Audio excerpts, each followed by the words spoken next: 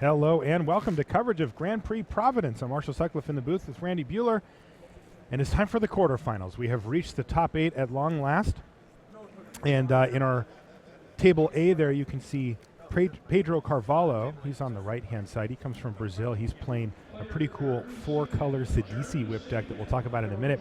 But his opponent, 23rd in the world right now, Steve Rubin, on red-green dragons. Now this isn't the deck that you'd expect to see here, which is more of a green devotion / ramp deck. This is a full-on dragons deck here. Oh yeah, no devotion whatsoever. It's kind of like the old red-green dragon decks that had the target on their forehead going into the Pro Tour, except with instead of Dragon Lord Atarka, he's got all the Megamorph shenanigans, 4 Death Mist Raptors and a couple of Den Protectors. So yeah, I mean, couple Havens, Draconic Roars, Thunderbreak Regents, and Stormbreath Dragons are the top of the curve here. And as you can see, he's also running Death Mist Raptors and some Den Protectors as well.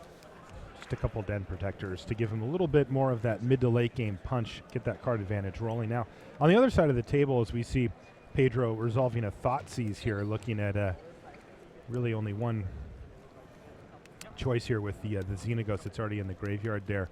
What is Pedro up to here? You mentioned a minute ago that he is playing the same list that Willie Adel played here. Indeed. It's a Sidisi whip list. It just happens to splash enough red mana for 2 copies of Dragon Lord Atarka. Not a bad whip target either. Exactly. Wow. Comes in, does 5, gains you 5, hits for 8, gains you 8. Yeah, no problem. That's absurd. Meanwhile, Pedro is developing his mana here with a Sylvan Caryatid, but he's facing down a potent threat already here from Steve Rubin. Goblin Rabblemaster is going to make a token. It's going to get blocked, but that thing's just going to sit there and threaten to do tons of damage to Pedro if he can't deal with it pretty quickly. Now, one thing about Pedro's list, not long on removal here, right? I see that there's 3 Murderous Cut in the list. Mm-hmm. But he's not really running, the full package of removal that we see in some of these, although we do see a Hero's Downfall revealed here. Yeah, 2 copies of Downfall, 3 copies of Murderous Cut. He did miss. Oh, jeez. That's tough. I mean, sort of. Yeah. Sort of miss, right? He filled his graveyard with things that he will be happy to have there later. Yeah, and he's continuing to do that. Elemental. There's a Torrent Elemental. There's a pretty cool interaction with that and the CDs and the Whip of Erebos as well. Never goes away forever. Comes back from exile. You can even delve it with Murderous Cut. Get it to exile that way, too.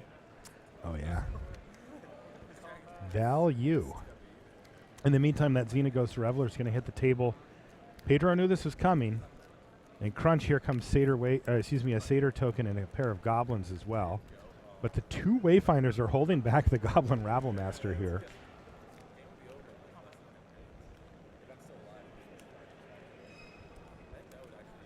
Pedro's going to take a quick browse of his graveyard before proceeding here. Now, this deck does only have the 2 Whip of Erebos in it.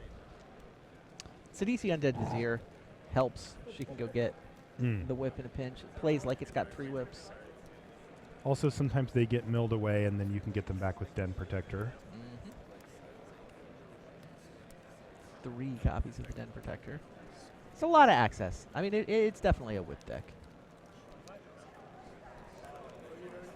And the results look pretty good, right? Pedro 13-2 into the top 8. Willie with a heartbreaker of a loss in the last round. I watched those games too. Both his games against Patrick Dickman in the last round of the Swiss were very close, very hard-fought games. Willie goes 11-4. And I know from following him on Twitter, he felt like the deck was better than he was. That he didn't play it perfectly, but he felt really happy with the list.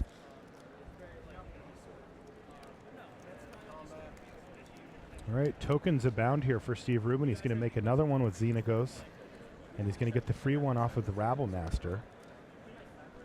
And he's going to line up an attack here.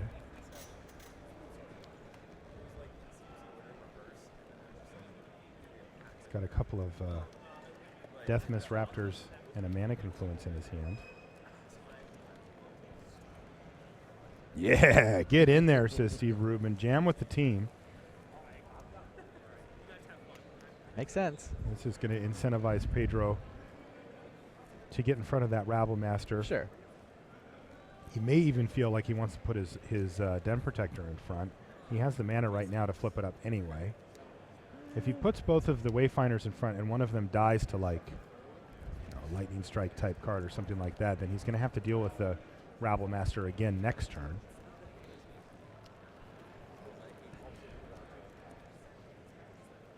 He's going to risk it. He's going to risk it. Yeah, I like it.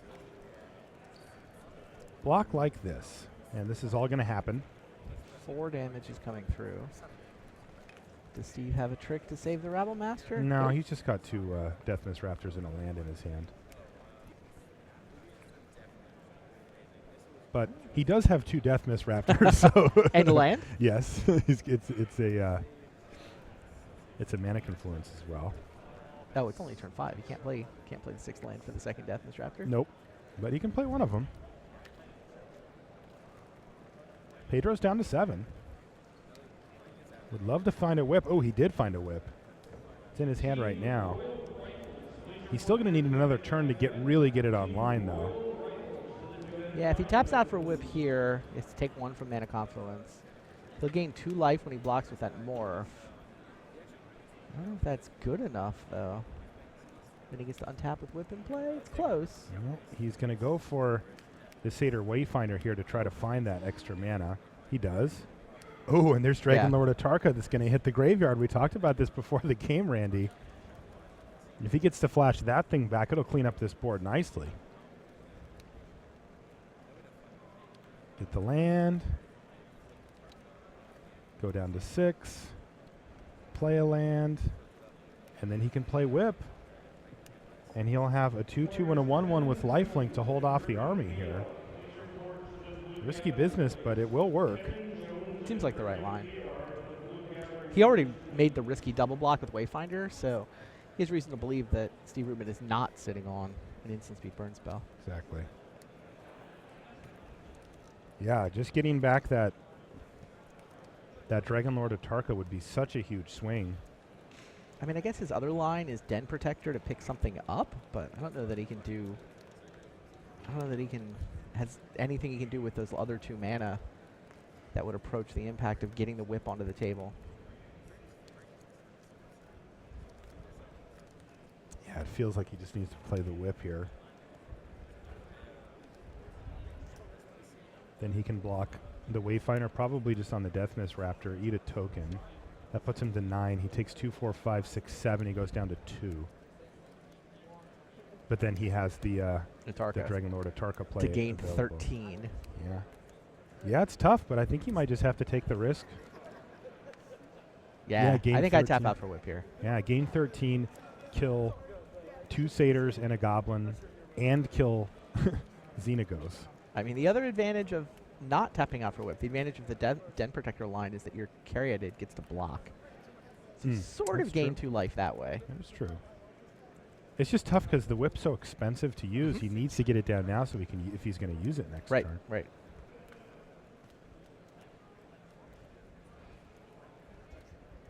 Yeah, he's got to count the other Satyr that is going to come in. All right, he's going for it. Yep. Looks right to me. I like this play. I think is the right one. And unless Steve Rubin draws something real spicy here off the top, I think it will work out for Pedro as well. It doesn't have to be that spicy. Just has something with haste or burn would be right, nice. And an Elvish Mystic's like not it. Yeah. Anything that does direct damage would have been good enough there. That's what he wanted, and he didn't find it. So he found an Elvish Mystic. Pretty miserable draw here for Steve Rubin off the top of the deck, but he is still ahead on board. And he can force some chumps or some trades here. You can see that Atark is coming. Atarka can't kill everything. No, Atarka cannot kill everything, but I mean, can kill 2 Satyrs, a token, and Xenagos, and gain 13. I mean, you just make a Satyr and smash, right? I think so. Then follow up with Death Mist and maybe even the Mystic. Close your eyes. Brace for impact. He could leave the Goblins back if he wants here.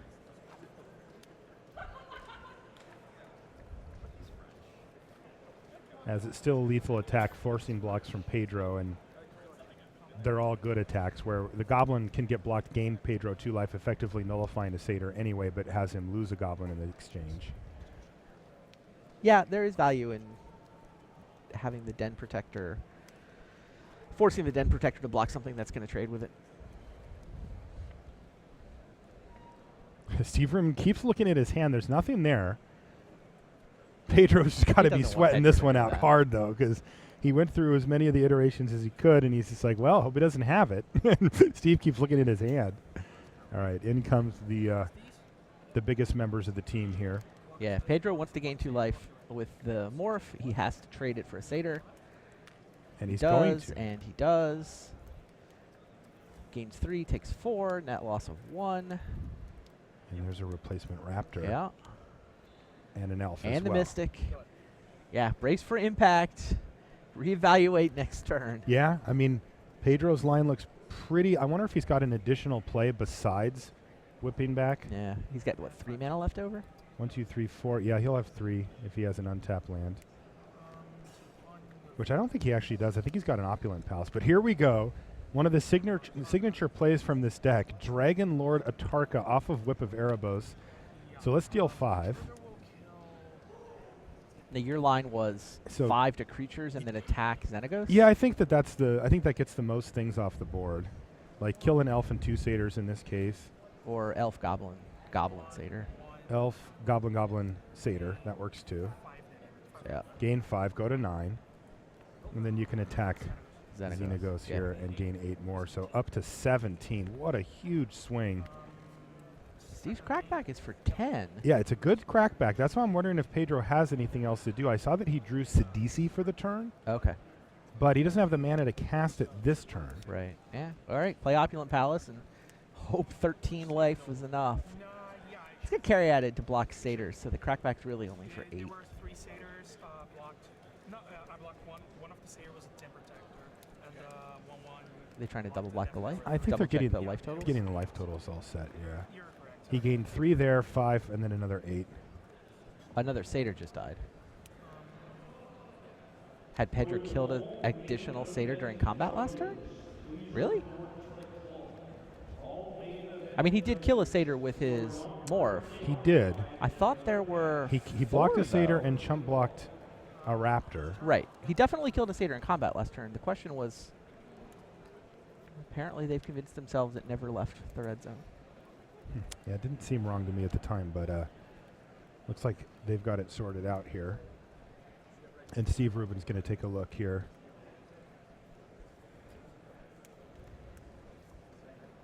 At the graveyard of Pedro. Meanwhile, he's going to rumble for 6. And pass a turn back, Wow. and this is huge. Yeah. Wow, right off the top there. The big stabilizer, Hornet Queen. Wow, he couldn't wait to play that. Sure. He barely even looked at it. Immediately slams it on the battlefield. And now he's stable.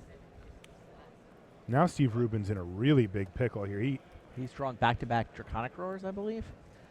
Has no Pedro's dragon. at 10. Pedro's going to want to get some amount of attacks in here. Yeah. And he's going to bring something He's got back. Whip online, though. He's got Whip online.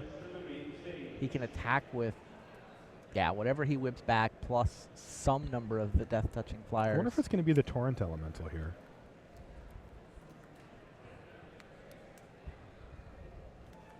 That gets him in for 9 and puts him at 19. He can almost ignore the board at that point.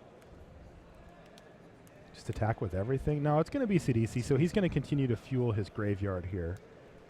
And he may leave a zombie behind. Yeah. All right, so we need a trigger here, but Ah. what the trigger on the stack, Draconic War is going to take care of Sidisi. So the trigger still happens. He just won't get any zombies. Right.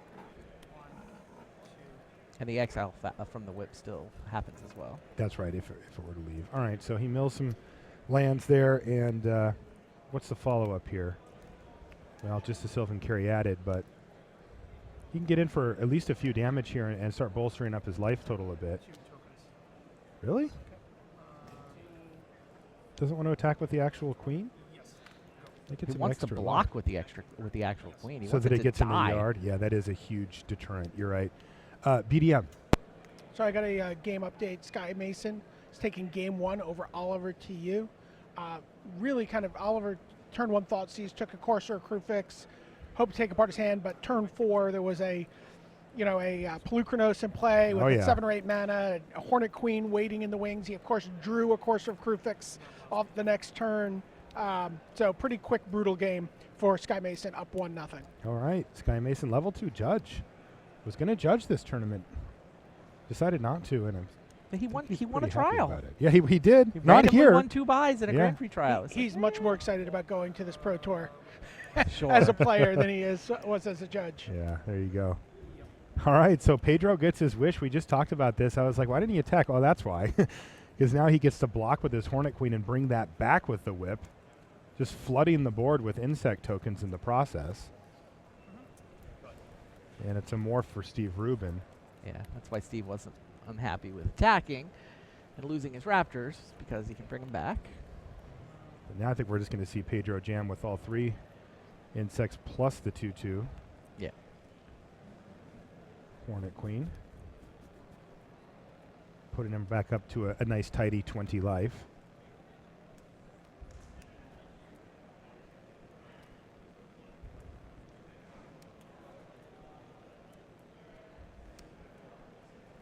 Now he's got another play to start off with, though, and it's Sidisi.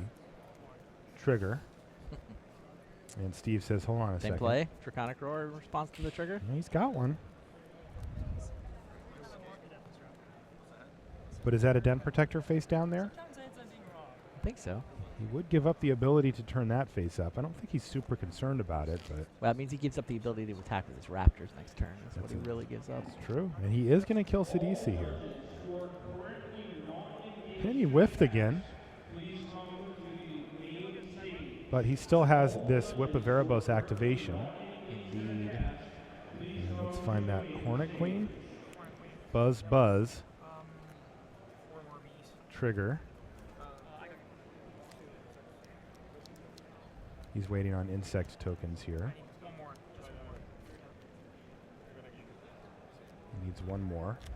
There it is. That one goes there. And attack for 5. So Pedro jumps to 20. Ruben down to 14. And Pedro seems to really have the engine rolling here now. Yeah. You got to wonder if Ruben can overpower this. You know, Ruben's deck is more based on getting powerful threats down early and capitalizing on that. But Pedro just goes over the top at this point, right? I mean, this. Hornet Queen Look at checking this. in exile. Yeah, the Hornet Queen goes away. This is it.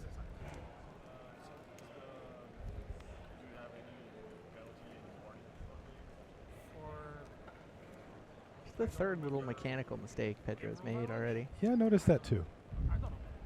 You know, he is a Magic Online player. Okay. Plays a lot on Magic Online, and that can lead to not playing quite as much in real life. But he has got to clean that up a little. We're in the top 8 here, so. All right, looks like they've got it sorted, though, and Pedro says, proceed, sir. So Ruben's going to flip a Den Protector. Get back a pair of Death Mist Raptors. One face down, one face up.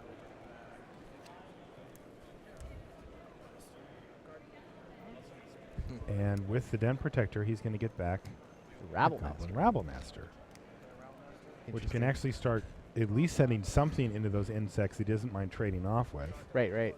That's the idea here. Maybe he can actually slog through 8 wasps.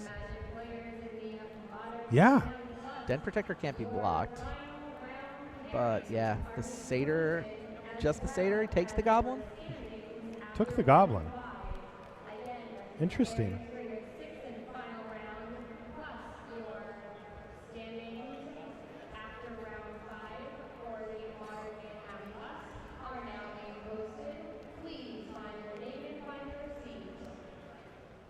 Uh-oh. This looks big. Is it another one? Oh, this is Dragon Lord of Tarka. Sure. Just hard casts. So now he can take out the Goblin Rabble Master, and the Den Protector. Or the Morph. Or the Morph. He leaves the Rabble Master? I guess it doesn't matter. I mean, it doesn't really matter, I suppose not. I was surprised by that too. But that's going to do it for game one here. Pedro Carvalho gets the engine running, dumps a bunch of stuff into his graveyard and starts recurring it. But really the big turning swing in that game was when he got to whip back Dragonlord Atarka. Definitely. And he's going to take game one. Steve Rubin's going to have to consult the sideboard and see if he has any answers to what Pedro's up to here.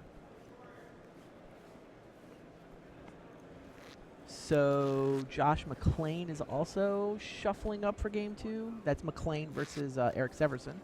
And it is Severson who won the first game over there. That's a big match for Josh, by the way. He's playing for gold. Josh is playing for gold here? Yeah, he qualifies for 4 Pro Tours if he wins this match. Wow. Well, I guess he gets 1 for silver. So he qualifies for, it's a triple PTQ final for Josh McClain over there. So huge for him. Yeah, I mean, now he's got the Pro Tour. He can make points at the Pro Tour. There's a couple Grand Prix left that I gotta suspect he would go to if he was 1 point short of gold. But yeah, that ticket to the gravy train, gold status, carries with it an invitation to every Pro Tour next season. So Josh would like to lock that up. Like to get that in his back pocket and then worry about trying to put a big Pro Tour finish together to see if he can get to platinum. Do we know where Severson's at pro points wise? You know, I've he top seen 8 him in Portland, right? Isn't that Portland, him? and then I think he also was on one of the team GP top 8s or top 4s in that case. It's a fair question. Yeah, we'll try to do a little research on that in the meantime because he's definitely a name that I have seen pop up multiple times. Yeah, I think it's his at second GP GP. level. I think it's his second GP top 8 of the season. Yeah. I don't think he has any Pro Tour finishes to speak of to pair with that.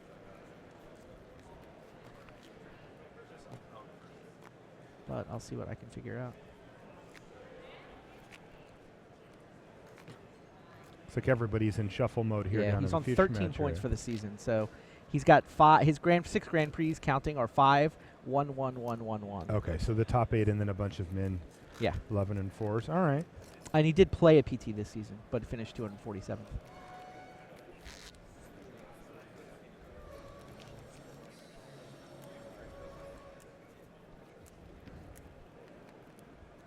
Trails David Williams on tiebreakers for 179th in the Player of the Year race. There's a lot of good Magic players out there playing a lot of good Magic. Oh, yes. And we get the distinct privilege of covering them quite often, including in the GP top 8 here. Yeah, McClain on 28, replacing a 1 with this 4+. So currently on 31, which puts him 1 spot ahead of Luis Scott Vargas. LSV What is falls that? from 54th to 55th thanks to Josh McClain. Oh, Nemesis, huh? Something like that.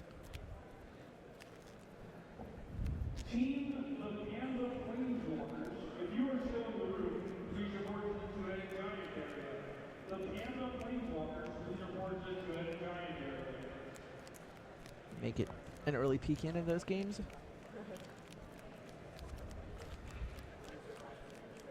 Josh is on a relatively straightforward Obzon list. A lot of the face-to-face gamers, many of whom are Canadian, although Josh is not Canadian. He's Iowan. He is Iowan. But yeah, I mean, Obzon control, basically. The expensive side of the creature set, couple Elspeths, couple of Cruxes. All right, well, looks like they're underway on that Megamorph, second sure. table, so we'll just pop in and catch the first few turns while our main match finishes resolving mulligans and shuffles. Yeah, and Eric Severson, this is the guy.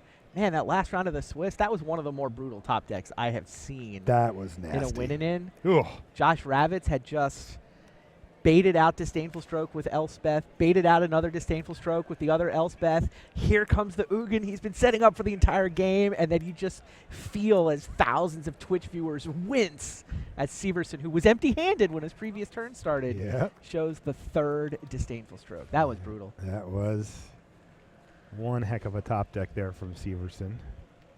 Josh had played that game so well, too. But no top 8 for you, Josh Ravitz. All right, let's jump back over to game one, or excuse me, table one here. as we venture into game 2. Pedro Carvalho winning that first game, there was that really important turning point where he had to pass the turn back, and almost anything would have killed him. Burn spells, tapped out haste for whip. creatures, but he was able to turn that corner. And here's Steve Rubin doing what he wants to do now, getting off to a quicker start.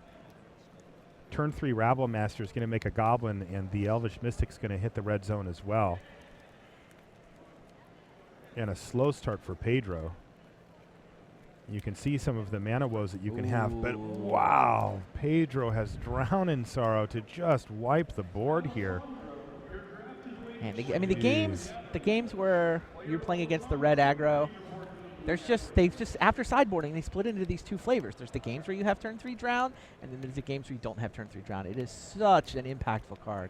Just completely changes the way these games play out. Yeah, I mean, it felt like Pedro was behind and struggling, and now it feels like he's way ahead. It's how every sort of slowish, controlish deck feels against red aggro. Wow. Not that Steve is, it's not like he's playing a Tarka red. It's not like he's on Martin Degg's list or anything, but with that draw, it felt that way. Pedro's just going to chump block.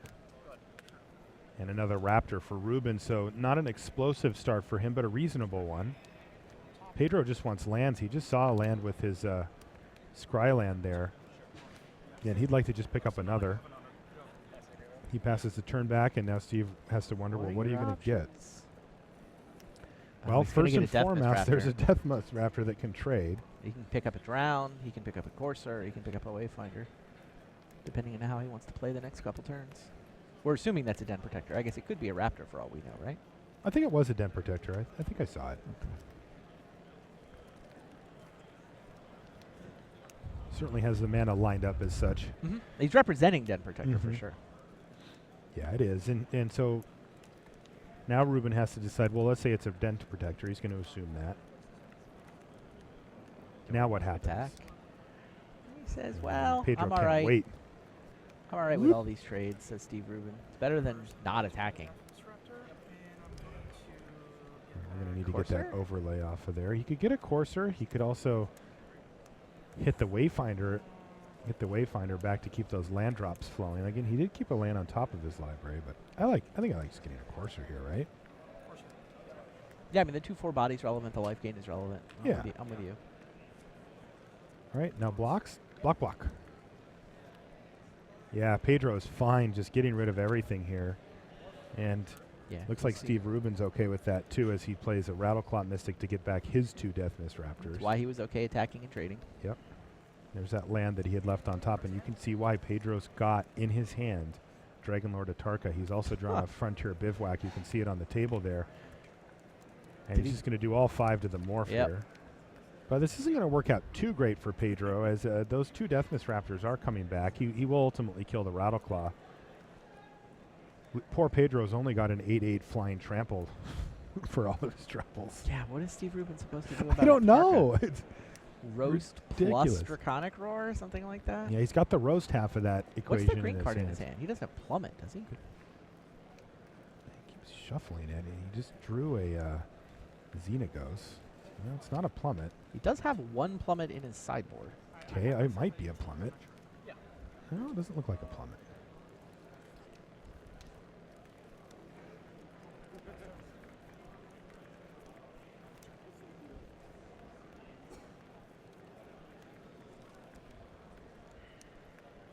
All right, well, attack with both of these, pass a turn. How is it that one guy's playing a Dragon's deck and the other guy is winning with a Tarka? That doesn't seem right, does it? Not really. This isn't a whip, is it? Oh, God. Is it a back to nature? What is that in it? It is a back to nature. Oh, all right. All right, well, that works.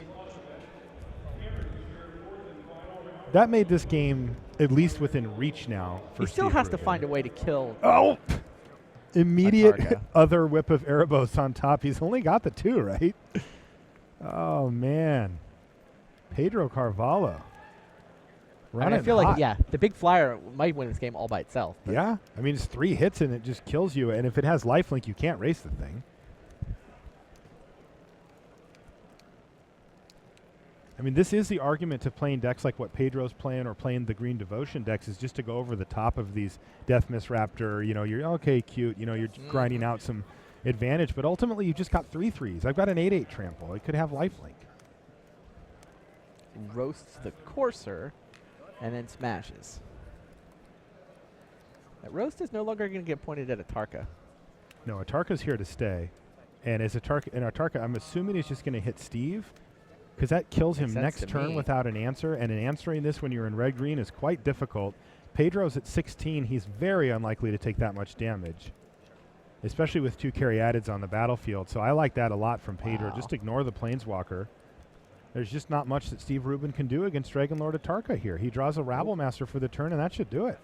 That's it. Pedro Carvalho advances. Wow, this deck looked great on camera.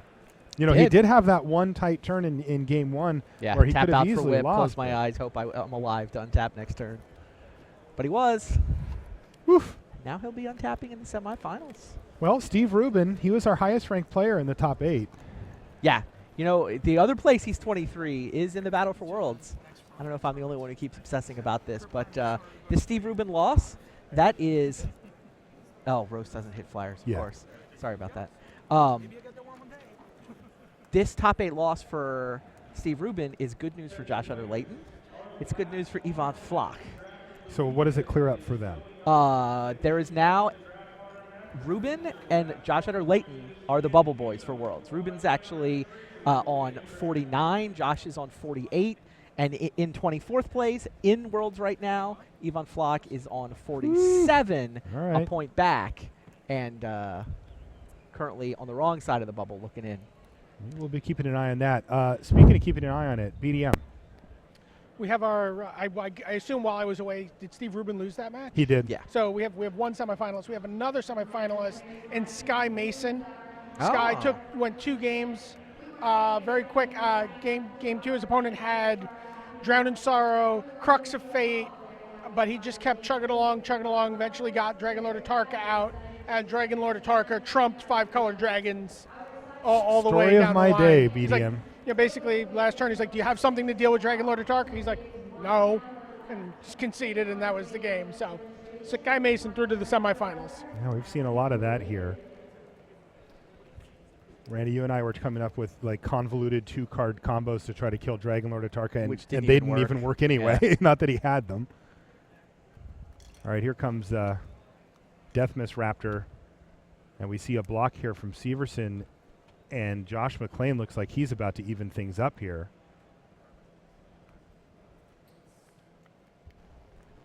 This is going to need to be an end hostilities here. And it's going to be a scoop phase instead. So Josh McClain does, in fact, even things up, and we're going to get a game 3 between these two. Playing for gold. 1 win from 3 more Pro Tour invites for Josh McClain.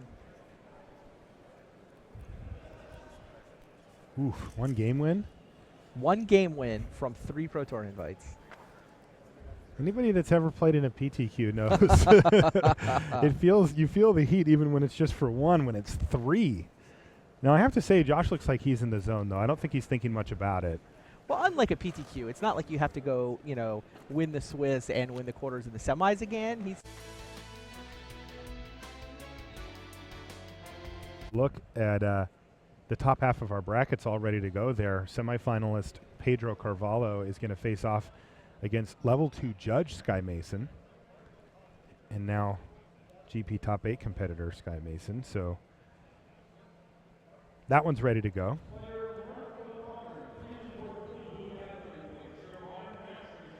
Does Pedro have a Grand Prix top 8 before? I know believe he's so. been doing a fair amount of traveling with Willie. Maybe a modern one.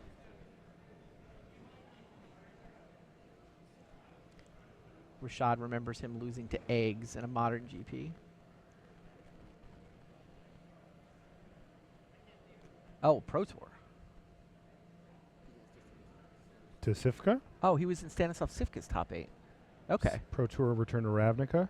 Yeah, it's Thiago Sopra. He did pretty much lose instantly. Yeah, but you see people talk about Willie as a community leader. But I mean, look at all the Brazilian players he keeps bringing to events who do well. Like Pedro Carvalho now has this Grand Prix top 8 to go with that Pro Tour top 8. Thiago Saporito, same kind of situation, right? He studies with Willie, plays at Willie's store, comes to the Pro Tour with Willie. Might beat Willie out for a world spot on the Latin American invite on the strength of Thiago's Pro Tour top 8 earlier this year. Oh, this is actually Pedro's 3rd GP top 8 of the year. He's got a couple of quarterfinal exits. First time he's got as far as the semis, but 2 GP top 8s so far this season. Yeah, he just might have the tech to get there this time, too. Willie finished 11-4, but he was really happy with the deck. Yeah. I mean, not that we all haven't heard that before, right? You know, my deck's super awesome. Didn't do so great or whatever, but I believe Willie. I think he really thinks this deck is awesome. Yeah, Pedro finished 55th at a Pro Tour this season as well, so making money on both the Pro Tour and the Grand Prix circuits. 21 points. He's starting to close in on being able to think about gold. I mean, he'll be 26. He'll be within less than 10 points away. Put up a run at the Pro Tour or a couple of Another sweet GP. GP finish, yeah. I don't think Willie's done going to GPs. Oh, no. 1 point for platinum. No, he'll have a travel partner if he wants to go to him. There's no doubt about that. I'm guessing it won't be hard for those guys to decide between Singapore and Buenos Aires. No, that one will be easy.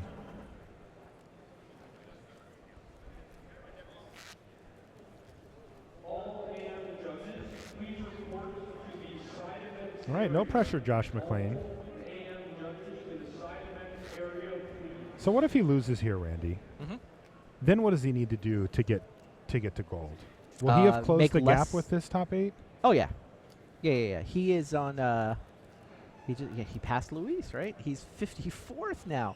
So where's his point total? Josh 28. He's getting 4. He's replacing a 1-point finish with a 4-point finish. Okay. So he's turning a 3-point profit on the weekend, even if he loses this match, to get to 31. If he does more than the minimum 3 points in Vancouver, he's gold. If he puts up an X3 result at any of the remaining GPs this season, that would also get him gold. Okay, so he's put himself in a good position either way, but it would be Yeah, nice take for care him of to it. just clean it up right here with this game. Exactly. But he's got to get through Eric Severson playing Bant Megamorph. Yeah, I mean, while he's got options, it's like, okay, you've got 1 or 2, maybe. I don't think 3 GPs. I don't know that he's going to Singapore or Buenos Aires.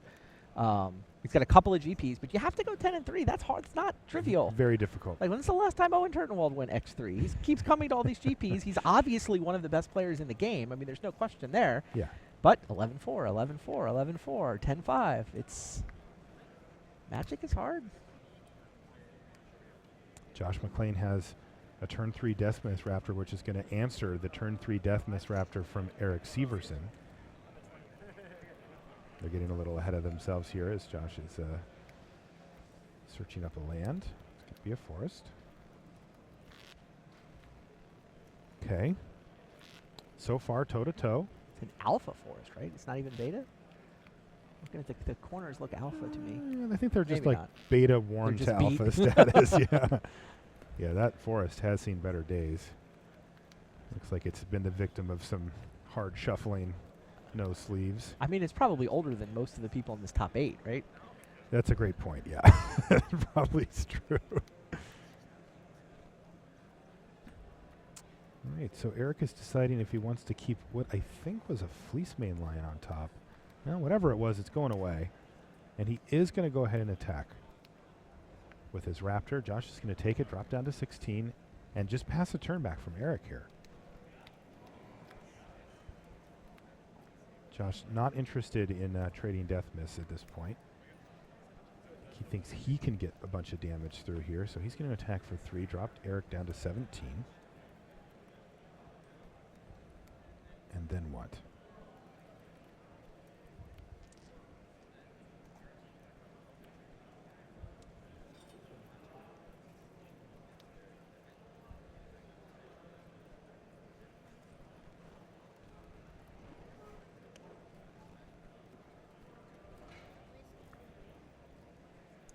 Well, the question of then what is a perplexing one for Josh. He's really taking some time to make this decision. I think he can go land Siege Rhino if he wants, but then he's got a tap land follow-up. He does go land Siege Rhino, and that is going to get Disdainful Stroked. I think Josh... Those Disdainful Strokes have been so good for Yeah, they Eric. have. I think Josh, had a good idea that might happen here. No play from Severson, he just passed. Yeah.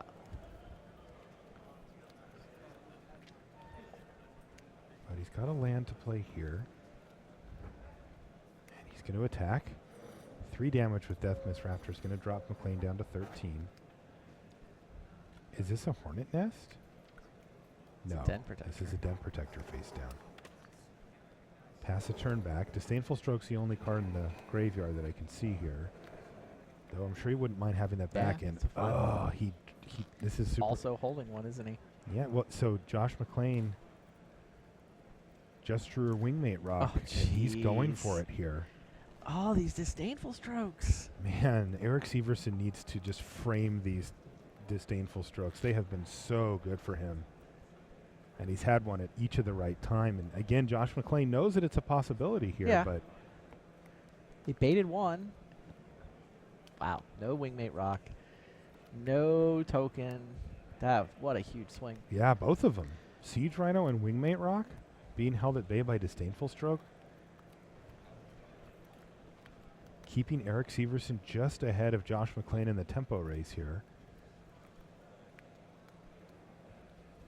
He's exactly one morph ahead on board.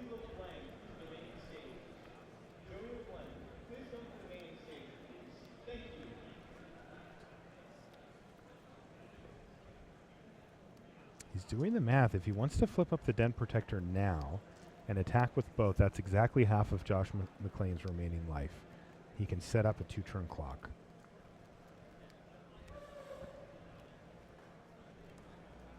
He's looking at a Valorous stance here, and yeah, he's going to do that. So here's 6 damage. Disdainful Stroke back to hand for Eric Severson, which is a nice insurance plan against a lot of the things that Josh can play that could stabilize here. And Severson is going to rely on those Disdainful Strokes. He's just going to pass a turn back. It's going to be a pretty big deal here, too. Josh has got what? He's Obs got, on Charm. he's got an Obs on Charm to Crux? take out one of these creatures. Yes, he has a Crux, which he's going to play here, presumably to draw out the Disdainful Stroke from Severson, which he does. Now he can leave his Death Mist Raptor back.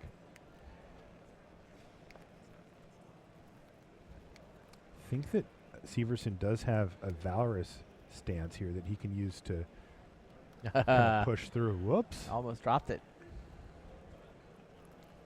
It's not quite what he wants to do with it, but it's close.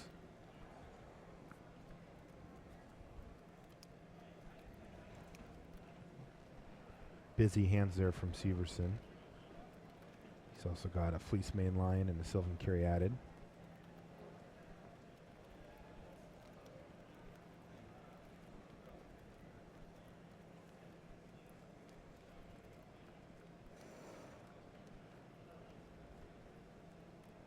Crunch with both. And Den Protector. is he Now, gonna- Josh would love to see Valorous Stance save that Den Protector. Yes. And it's not an unreasonable play here for No, Severson it's not. either. It's totally reasonable for Eric Severson. He can do that. And he could even play a replacement Den Protector, or another Den Protector, I should say. And Yeah, really he try to is set gonna- up lethal. I don't know about tapping out for Den Protector, though. I mean, if he does that, Josh is deliriously happy. You want him to just leave up the mana here? Or just leave up the mana and just Well, I mean, say playing go? a Den Protector when you can't flip it is always a little bit risky. Oh yeah, totally. Especially with a Raptor on board. He does have 2 lethal threats here. Right. Right. Do you need the 3rd lethal threat? Maybe. I mean, it's a judgment call. It's not. He could also just play this, the Fleece Okay. Mane, and one that. Oh, you know, yeah, that seems way better than the Yeah, Den that Protector. still and it gives still him the plays plan. straight into the 2nd Crux. It does indeed.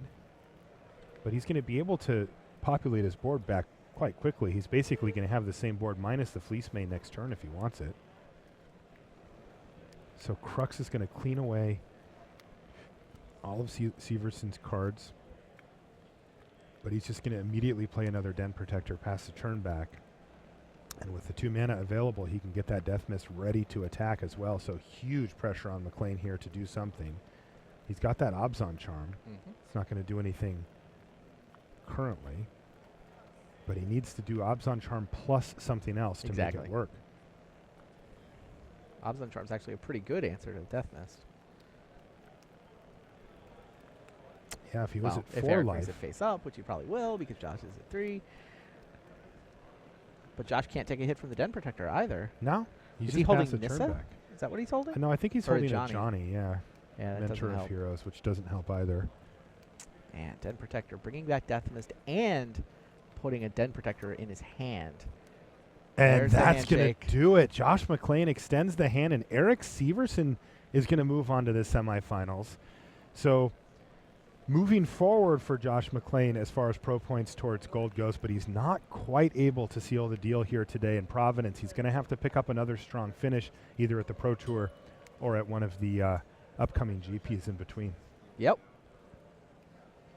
Bittersweet for Josh McLean. I mean, he's got to be happy that he's moved himself closer to that goal of Agreed. reaching gold, but I mean, he you would always, have you loved always to feel put a good button on about it. making the top 8. Anytime you show up to a big event like this, top 8 feels good, even if it's not, even if you dreamed about more. You know, Steve Rubin's got to feel good about his top 8. I mean, if Steve Rubin had won this, he could have just absolutely locked up Worlds. Mm-hmm.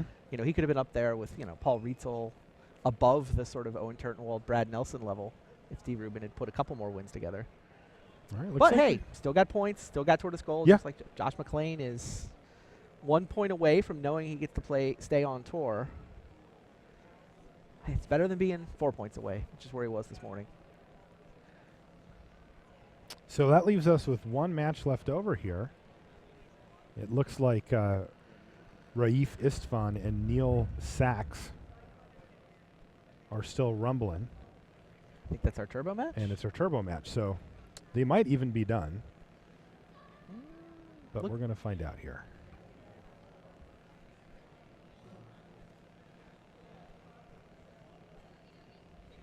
Okay, Raif on the left side, Neil Sachs on the right.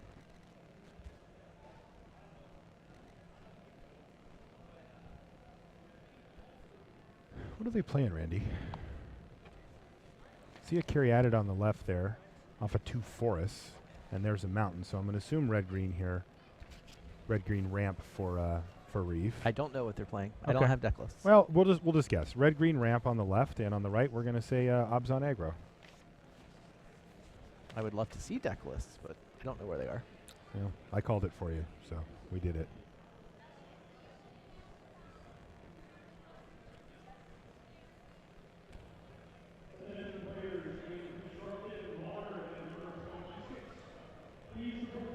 All right, pair of Fleece Mane Lions now for Neil Sachs. What did you call these decks? I called it Obzon Aggro and Red-Green Ramp. Okay.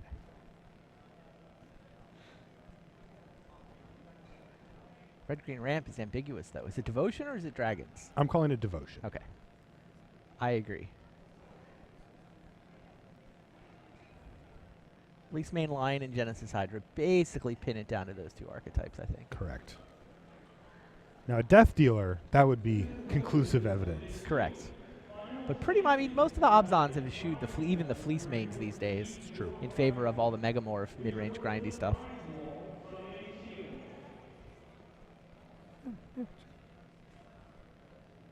All right, double Fleece Mane battle zone here. And it looks like Reef is not interested in taking a bunch of damage here, so he's going to trade/block.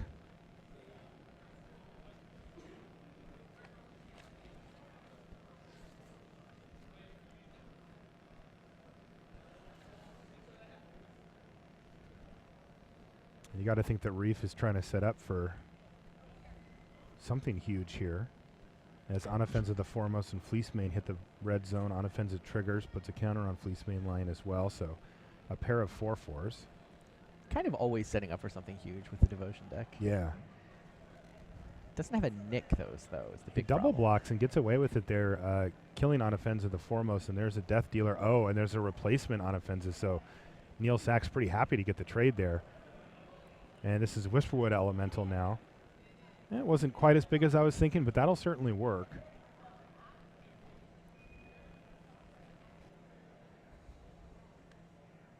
Wow, everybody in the red zone here. 3/3 Death Dealer. On offensive, the foremost is a 4/4. And the Fleece main line is currently a 4/4, but could go monstrous here. And it looks like Neil's decided not to monstrous the Fleece main here because he's got a Siege Rhino. That's going to knock Reef Istvan down to 4 here. Wow, he goes to 3 off of a fetch land? What That do you is need that mana for? Is that a Tarka? Or Giant Genesis Hydra? A Giant Genesis Hydra for 7? yes, which does get him into the range to actually hit a 5, Tarka 6, or 7, but he misses. yeah, sort of. But he's put himself in Siege Rhino range here. Difference between 4 and 3 can be pretty big against this Obzon deck. Fair. Get a Whisperwood. Yeah, he could have got the Whisperwood without cracking that fetch land. But Yeah, he 7 couldn't have seems like gotten such the Dragon Lord magic Atarka, number. or if he's got main deck. I would crack fetch land to get Genesis Hydra up to 7 there. Okay. I mean, his opponent is top decking, so it's not like you can just say, oh, he's definitely got a Siege Rhino. Right, exactly. But they do travel in packs. It's a known fact. It's called a crash of rhinos. He manifested. Came Dragon close. Lord Atarka. Well, now he's going to try to close this game out as quickly as possible because of that top deck potential. Monstrous a Fleece main line because why not? Yeah, But it's not getting 2 in. manifests a turn and a Tarka. Here's a top deck. Is it a rhino? Oh! It is! It is a rhino! Wow, we know what Neil's middle name is now, don't we? Neil L. Sachs takes the first game here against Raif Istvan. Woo! You just gave him a middle initial of L. Yeah, luck. I understand. Just wanted to make sure your brilliance was appreciated by all. I wish I had the same name as him. Wow, that was insane. He was gonna die. I mean, like probably next turn. Self-inflicted wound though is gonna take down, I believe, a Rattleclaw Mystic there.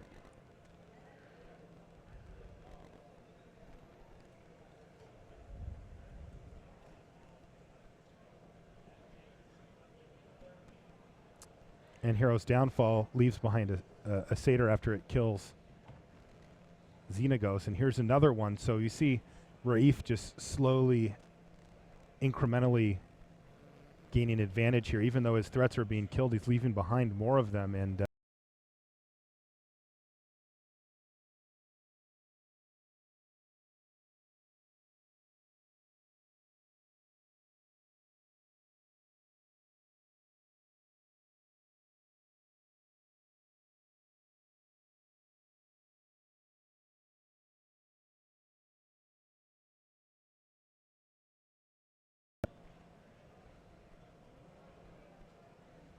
thank you, Rashad.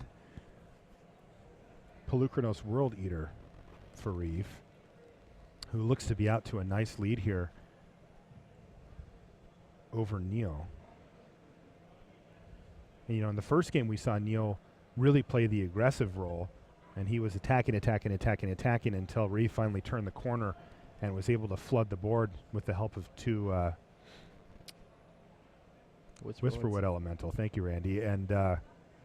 And then turn the corner with the Dragon Lord Atarka. Unfortunately, he had fallen all the way to 3 life, which put him in Siege Rhino range, which was looming on top of the library. I like our chances of a game 3 right But now. Not gonna lie. this one looks pretty good for Reef.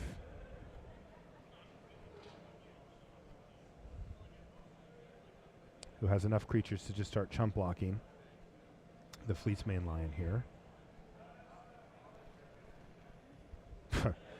Self-inflicted wound when your opponent has already played a Hornet Queen is a pretty miserable place to be. Uh-oh, this is going to be something huge. Genesis Hydra. Reef goes big. He pluses his Xenagos, and he found a Dragon Lord Atarka. That's going to kill the Anafenza. It's going to clear the way for the victory, probably.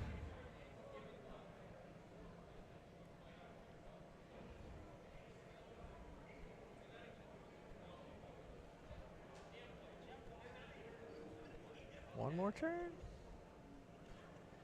Nope, lethal already. Yeah, I wonder if Xenagos was going to go ultimate there too. He'd worked him up to 6 loyalty, but game 3 it is. And it looks like they're right quickly underway.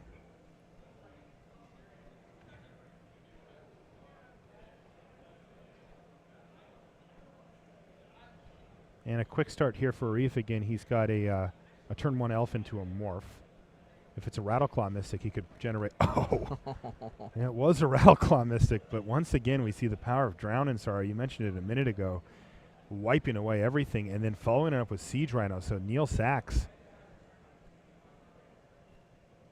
with a really nice start here, though we do see Reef slowly building up his mana base, and now he's got, well, some semblance of blockers here.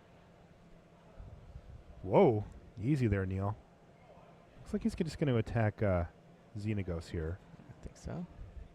And Yeah, chump Satyr block. blocks. Yeah, it's going to save Big Daddy there. And Rakshasa Death Dealer is going to be the follow-up play here for Neil Sachs, who passes a turn. And you see the big top deck from Isfan. He kind of lifted it up in the air. He must have needed something. Well, he found something.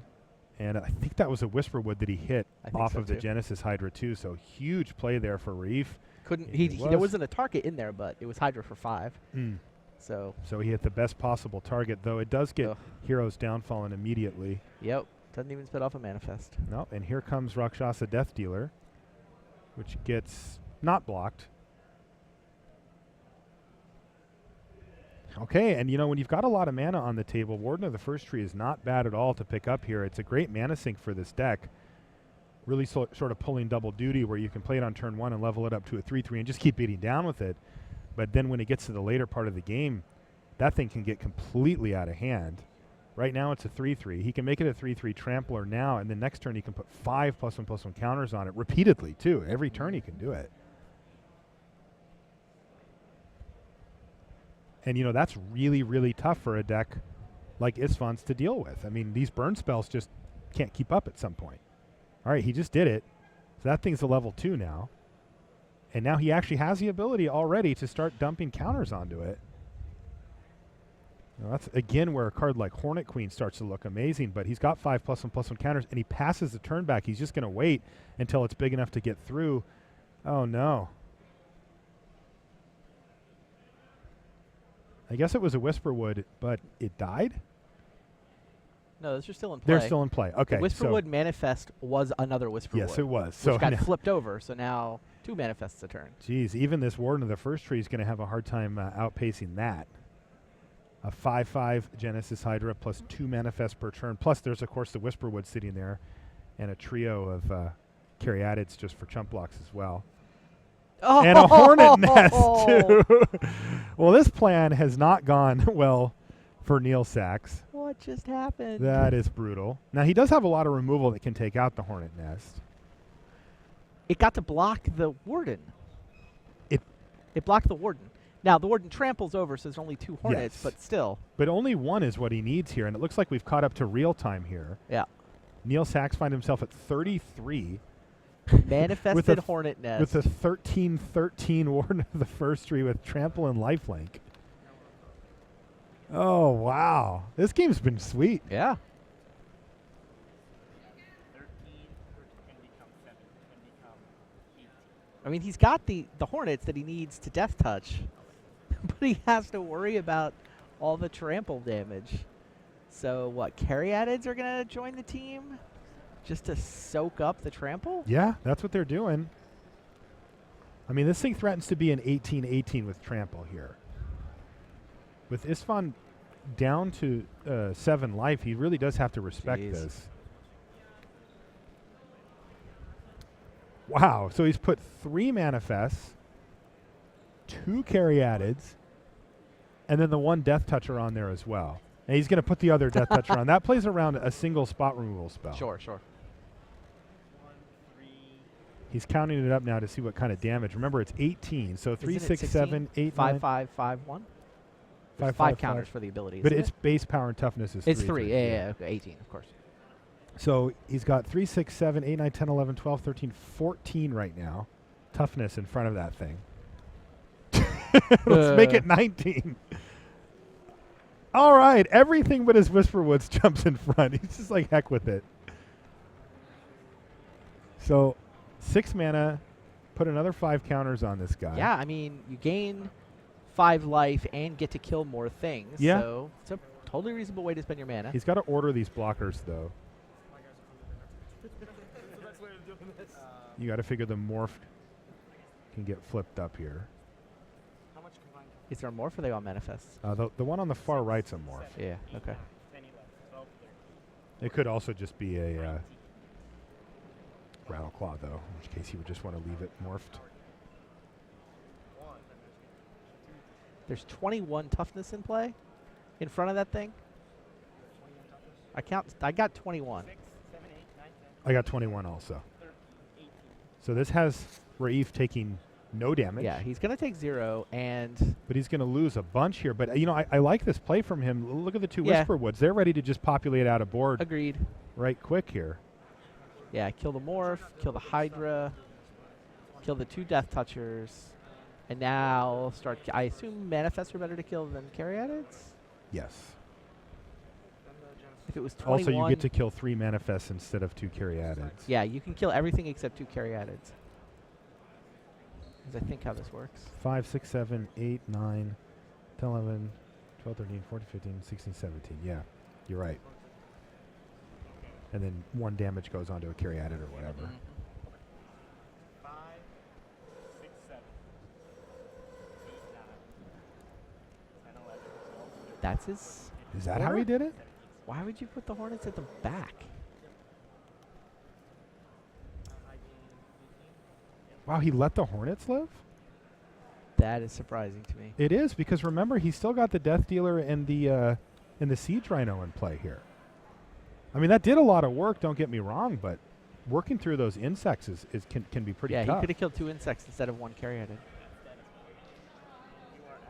Still, that Warden of the First Tree, Did some work. songs will be sung about that one. 51 to 7. But it still favors Raif Istvan here, like pretty Yes. strongly, right? Those Whisperwood elementals going untouched here are just going to completely dominate.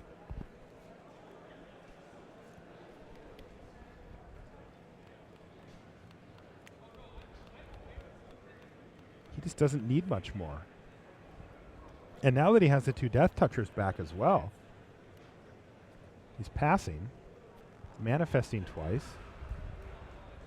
So what can Neil do here? He can send in the Siege Rhino. Yeah, if it wasn't for the Death Ooh, Touchers. he just drew a Drown in Sorrow. Okay, is that why he didn't care about the Hornets? He just drew it.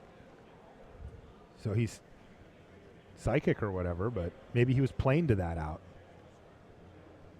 Did he scry it to the top last turn? That's possible too.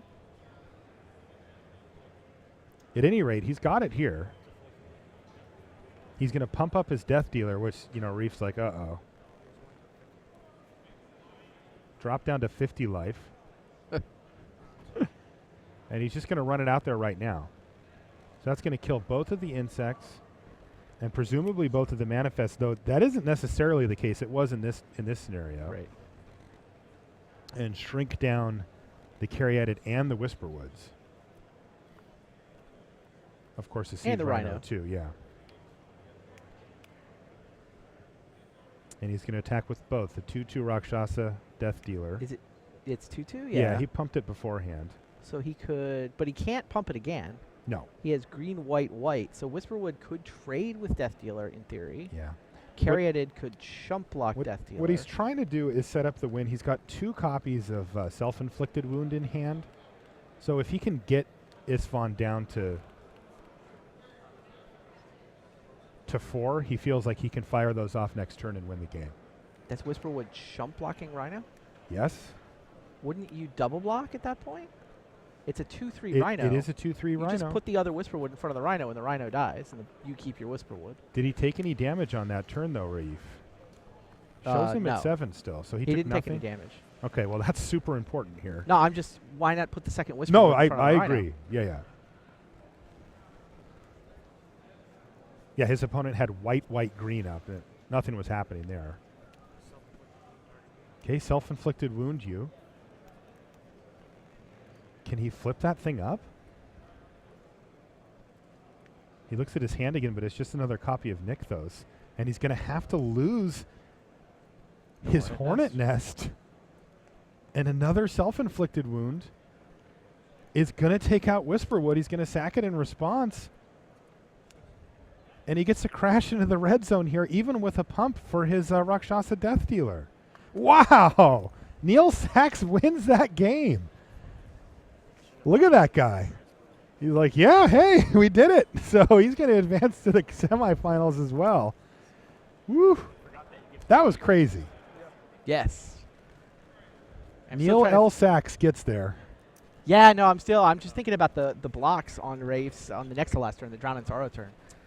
I felt like putting Whisperwood chump blocking Rhino. Whisperwood could also have traded with, like, even if he just blocks the other creatures, Whisperwood could have chump blocked.